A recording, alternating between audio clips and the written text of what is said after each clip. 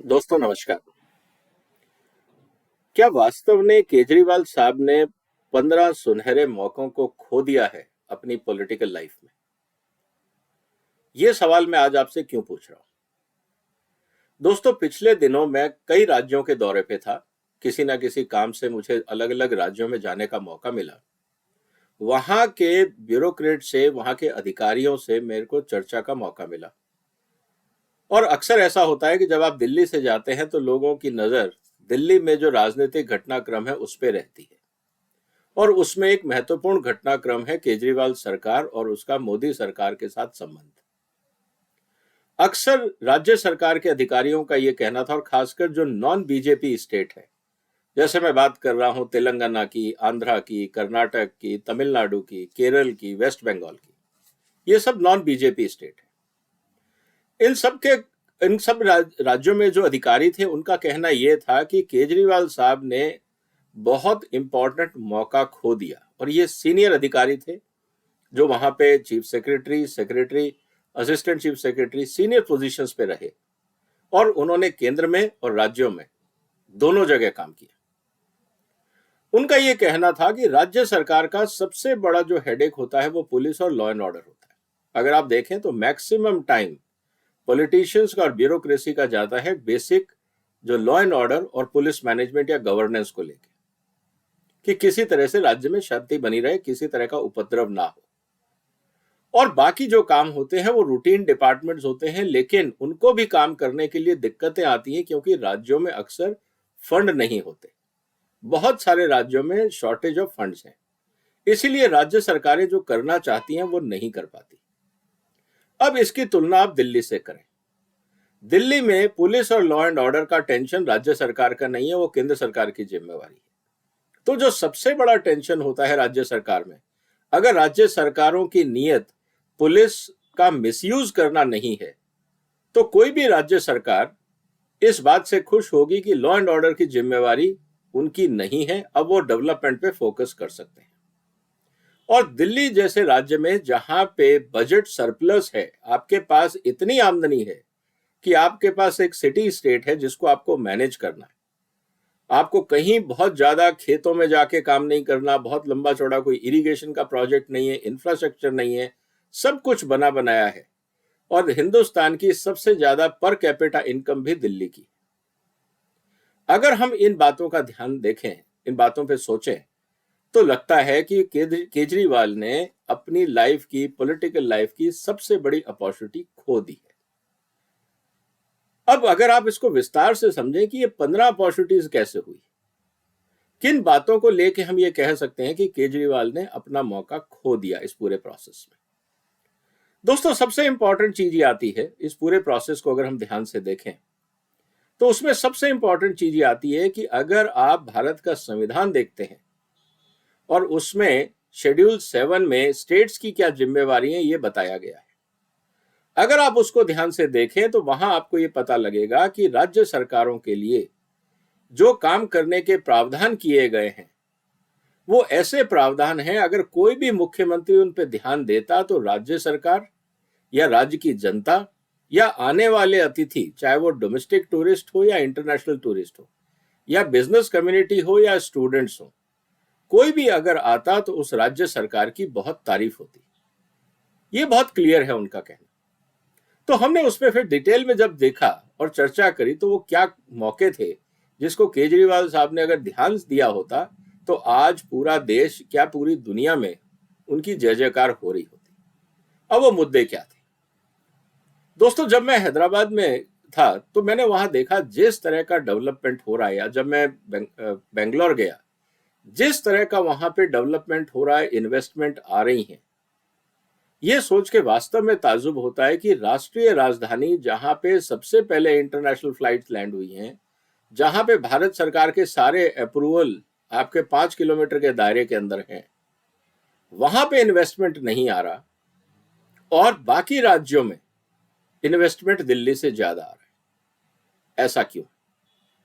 क्योंकि जिस तरह का इंफ्रास्ट्रक्चर डेवलपमेंट, जिस तरह का टेक्नोलॉजी इन्वेस्टमेंट, जिस तरह के रिसर्च सेंटर्स बन रहे हैं बैंगलोर और हैदराबाद में, देख के लगता है कहीं ना कहीं दिल्ली ने मौका खो दिया। एक बहुत बड़ा मौका था, दिल्ली में साइंस एंड टेक्नोलॉजी हब बन सकता था। यहाँ पे एजुकेशन है, बेस्ट ऑफ द इंस्टीट्यूशंस हैं, इंटरनेशनल नेटवर्क है, एम्बेसीज हैं, इन्वेस्टर्स हैं, मिनिस्ट्रीज हैं, सब कुछ तो है। क्या कमी थी? क्या राज्य सरकार को फोकस नहीं करना चाहिए था दिल्ली को साइंस एंड टेक्नोलॉजी रिसर्च का हब बनाने के लिए?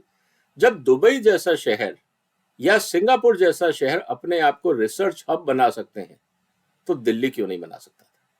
सवाल यह आता है। इसी तरह से जब आप इन्वेस्टमेंट डेस्टिनेशन या फाइनेंशियल हब की बात करते हैं, निश्चित रूप से बॉम्बे अपने आप में एक फाइनेंशियल कैपिटल है, लेकिन आज तो सारा काम इंटरनेट पे।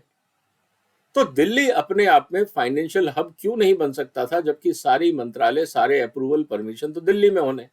और जहां तक बात है बैंकों की, आरबीआई की या सेबी की, आज सारी कार्रवाई तो ऑनलाइन है। और अगर कभी जाके मिलना भी है तो वंस इन ए वाइल। और वैसे भी बिजनेसमैन बिजनेस के सिलसिले में ट्रैवल करते हैं, सेमिनार कॉन्फ्रेंसेस के लिए ट्रैवल करते हैं। तो कहने का मतलब यह है कि आप ना तो दिल्ली को रिसर्च हब बना पाए, ना फाइनेंशियल सर्विसेज का हब बना पाए। तो क्या हो रहा था दिल्ली में? उसके अलावा जो इंपॉर्टेंट चीज आती है वो आईटी सर्विसेज। आज आप चले जाइए हैदराबाद, बैंगलोर, हजारों लोग काम कर रहे हैं आईटी सर्विसेज में। दिल्ली में क्यों नहीं हो पाया? दिल्ली में इतना कुछ हो सकता था, दिल्ली में इतना लैंड पार्सल है जिसपे अगर भारत सरकार के साथ मिलके अगर दिल्ली सरकार आईटी हब बनाना चाहती, क्योंकि नॉन पॉल्यूटिंग इंडस्ट्री है। अगर आप ये देखें, जितनी बातें मैं आपसे कर रहा हूं कि science and technology research hub, IT services, financial services, ये टेक्निकली नॉन पॉल्यूटिंग इंडस्ट्री है। और जिस तरह से दिल्ली में मेट्रो नेटवर्क बना है, तो मूवमेंट ऑफ पीपल, जो आज बेंगलोर और हैदराबाद की सबसे बड़ी समस्या बन गया है, ट्रैफिक जैम, उसको एड्रेस करने के लिए दिल्ली के पास सबसे बड़ा मेट्रो नेटवर्क भी है, फिर भी हम उसका फायदा नहीं उठा पाए। तो ये कमी किसकी थी? सोच की कमी थी या इच्छा शक्ति की कमी थी? इसी के साथ साथ दिल्ली, जैसा हम कहते हैं कि एक मिनी इंडिया है, तो क्या दिल्ली एक कल्चरल हब नहीं बन सकता था? कितने ऐसे इंस्टीट्यूशंस दिल्ली सरकार ने क्रिएट किए जहां पे हम भारत की विविधता को दुनिया के सामने रख सके। एक दिल्ली हाट का एक्सपेरिमेंट शीला दीक्षित जी के टाइम पे हुआ था, उसके बाद एक और बना, लेकिन बाकी जगह दिल्ली में इतने अच्छे अच्छे गार्डन्स की जगह है, इतने हिस्टोरिकल मॉन्यूमेंट्स है। दिल्ली को एक टूरिज्म हब और एक कल्चरल हब आसानी से बनाया जा सकता था, क्योंकि पूरी हिंदुस्तान की अगर हम इतिहास को देखें तो वो दिल्ली के आसपास ही लिखा गया है। अगर आप जो हमें स्कूलों में पढ़ाया गया वो क्या था? मुगल साम्राज्य, जिसका पूरा केंद्र बिंदु दिल्ली था। तो हमने दिल्ली को भी ना तो कल्चरल हब बनाया, ना टूरिज्म हब बनाया। आज दिल्ली में सबसे ज्यादा टूरिस्ट कहां आते हैं? या तो अक्षरधाम, लोटस टेम्पल। दोनों में दिल्ली सरकार का कोई कंट्रीब्यूशन नहीं, क्योंकि दोनों प्राइवेट इंस्टीट्यूशंस हैं, प्राइवेट ट्रस्ट हैं जिन्होंने इन दोनों से बनाया। तो सवाल यह है कि दिल्ली सरकार का टूरिज्म डिपार्टमेंट कर क्या रहा था? आगे चलते हैं। Exhibition hub. जब सारी एम्बेसीज यहां हैं, इंटरनेशनल फ्लाइट्स यहां आती हैं, सारे मंत्रालय यहां हैं। आज आप जर्मनी चले जाइए, हर शहर में एक इंटरनेशनल लेवल का एक एग्जीबिशन सेंटर या हब बन गया है। कहीं पे फूड का, कहीं पे इलेक्ट्रॉनिक्स का, कहीं पे ऑटोमोबाइल्स का, कहीं पे किसी और चीज का, कहीं पे केमिकल्स का, कहीं पे एनवायरमेंटल टेक्नोलॉजी का। दिल्ली में क्यों नहीं बन पाया? क्या हिंदुस्तान जो दुनिया का सबसे बड़ा बाजार है, क्या दिल्ली अपने आप में एक इंटरनेशनल लेवल का एग्जीबिशन हब नहीं बन सकता था? दिल्ली के व्यापारी विदेश जाते हैं टेक्नोलॉजी देखने, क्योंकि दिल्ली, हिंदुस्तान जो है वो सबसे बड़ा मार्केट है अगर मैं हिंदुस्तानी व्यापारियों की बात करूं। लेकिन सबसे बड़े बाजार में हम सबसे बड़ा एग्जीबिशन सेंटर या एग्जीबिशन परफॉर्मेंस नहीं कर पाए। हकीकत तो ये होती है कि हिंदुस्तान में जितने सेक्टर्स हैं, चाहे वो मेटलर्जी है, प्लास्टिक है, फूड है, एग्रीकल्चर है, हर महीने या हर हफ्ते आप एक वर्ल्ड क्लास एग्जीबिशन कर सकते हैं। उसका फायदा क्या होता? आपको टूरिज्म मिलता, आपकी होटल इंडस्ट्री चलती, आपके यहाँ पे रोजगार होता, आपके होटल्स बुक होते, आपके पास आर्ट एंड कल्चर होता, आपके पास डेली वेजेस का काम होता, कॉन्ट्रैक्टर्स होते, डिजाइनर्स होते, मटेरियल सप्लायर्स होते, दुनिया भर का काम होता। इस दिल्ली की जीडीपी डबल ट्रिपल हो जाती, लेकिन हम नहीं कर पाए। क्या ये मौका नहीं खोया केजरीवाल? दिल्ली में आज पार्किंग और ड्रेनेज की प्रॉब्लम। दिल्ली की सबसे बड़ी समस्या है पार्किंग। कितनी पार्किंग बनी? क्यों दिल्ली में पार्किंग की समस्या है मेट्रो होने के बाद भी? क्योंकि दिल्ली में हम लोगों ने पार्किंग सिस्टम्स बनाए ही नहीं। बहुत सारी जगह पहले 10-15 साल पहले शीला दीक्षित जी के टाइम पे अंडरग्राउंड पार्किंग्स बनी थी, गार्डन्स के नीचे। उसके ऊपर आप हाट बाजार बना सकते थे, कमर्शियल सेंटर बना सकते थे, अंडरग्राउंड में आप पार्किंग बना सकते थे। दिल्ली में ऐसे बहुत सारे पार्क हैं जिनको अंडरग्राउंड हम पार्किंग के रूप में कन्वर्ट कर सकते हैं। क्यों नहीं किए गए? क्या समस्याएं थी? क्या हम मल्टी स्टोरी पार्किंग नहीं बना सकते थे कि पहले 3-4 फ्लोर पार्किंग के और उसके ऊपर 3-4 फ्लोर ऑफिसेज के? क्या ये पॉसिबल नहीं था? सोचने की बात है। पैसे की कमी नहीं थी दिल्ली में। कहीं ना कहीं जो दिल्ली का गवर्नेंस मॉडल था, जो दिल्ली को चलाने वाले थे, उनकी प्रायोरिटी दिल्ली ना होके कुछ और थी, और जिसके कारण वो बार बार केंद्र सरकार को दोष देते हैं कि हमें कुछ करने नहीं दिया गया। दिल्ली में कितना मिलावटी खाना मिलता है, एडल्ट्रेटेड फूड मिलता है। दिल्ली सरकार ने कितनी बार मिलावटी लोगों के ऊपर रेड किया, ये बता दीजिए। ये तो जिम्मेवारी दिल्ली सरकार की है। फूड सेफ्टी तो दिल्ली की सरकार की जिम्मेवारी है। फूड क्वालिटी दिल्ली सरकार की जिम्मेवारी है। दिल्ली में हॉस्पिटलों में लाइन लगी रहती है खाना खाने के बाद जब लोग बीमार होते हैं। आप मोहल्ला क्लिनिक बनाने को तैयार हैं, लेकिन एडल्ट्रेशन रोकने को तैयार नहीं। क्यों? कि उसे जो लोग 2 नंबर का काम करते हैं, क्या उनसे पॉलिटिकल चंदा मिलता है, या जनता की सेहत ज्यादा जरूरी है? प्रायोरिटी क्या है? क्या मुख्यमंत्री साहब बताएंगे? सवाल ये है कि हमारी प्रायोरिटी कहाँ है। जहां तक बात है हॉस्पिटल्स की, नए हॉस्पिटल्स नहीं बने। हम क्वालिटी ऑफ हॉस्पिटल्स की बात करते हैं। मेरे पास घर के पास एक बहुत बड़ा सरकारी हॉस्पिटल है, मैं अक्सर जाता हूँ वहां के। आप ओपीडी में जाके देख लीजिए, वहां हॉस्पिटल्स में लोगों के पास, डॉक्टर्स मेरे को बताते हैं, बेड शीट्स भी नहीं है बदलने के लिए। टूटे हुए बेड हैं ओपीडी में, जहां पे आपके बीपी और शुगर को टेस्ट करने के लिए जो मशीन है, उनकी तारें टूट रखी हैं, रिपेयरिंग नहीं हो रही है। क्या कर रहा है दिल्ली सरकार? कहना बड़ा आसान है कि हमने सुविधाएं सुधार दी। केजरीवाल साहब कम से कम अपने वीकली प्रोग्राम में ये तो बताएं कि किस किस हॉस्पिटल में गए थे। एक शेड्यूल जारी कर दें दिल्ली की जनता के लिए कि किस किस हॉस्पिटल में गए, किस किस स्कूल में गए, क्या क्या इंस्पेक्शन किया, उनके मंत्रियों ने क्या किया। कम से कम आपके मंत्रियों का एक कैलेंडर तो जनता के सामने रखें कि आज हम यहाँ यहाँ जाएंगे, ये चीजें हम चेक करेंगे, ताकि कल अगर जनता वहां जाए अपना इलाज कराने तो उनको ठीक ठाक तो दिखे। कुछ तो ट्रांसपेरेंसी लाइए जनता के हित में। सिर्फ ये कहना कि मोदी काम नहीं करने दे रहे हैं, उससे तो काम नहीं चलेगा। और इन कामों में कहीं पे भी ना सुप्रीम कोर्ट बीच में आती है, ना कानून, ना मोदी सरकार। ये तो सब आपके पास है, पैसे आपके पास है, डोमेन आपका है। जैसा मैंने पहले कहा कि दिल्ली अपने आप में एक बहुत बड़ा टूरिज्म हब बन सकता है, क्योंकि यहाँ बहुत कुछ हिस्टोरिकल प्लेसेस है। क्या दिल्ली में हम वर्ल्ड क्लास म्यूजियम नहीं बना सकते? आज आप वॉशिंगटन चले जाइए, वो भी अमेरिका का कैपिटल है। न्यूयॉर्क चले जाइए, वो भी फाइनेंशियल कैपिटल है। साथ साथ वहां पे दुनिया के सबसे बड़े म्यूजियम्स भी हैं। दिल्ली में क्यों नहीं बन पाए? क्या भारत में इतनी धरोहर नहीं है कि हम उनको वर्ल्ड क्लास म्यूजियम में बना सकें? हमारे पास आर्ट है, कल्चर है, डिजाइन है, आर्किटेक्ट है।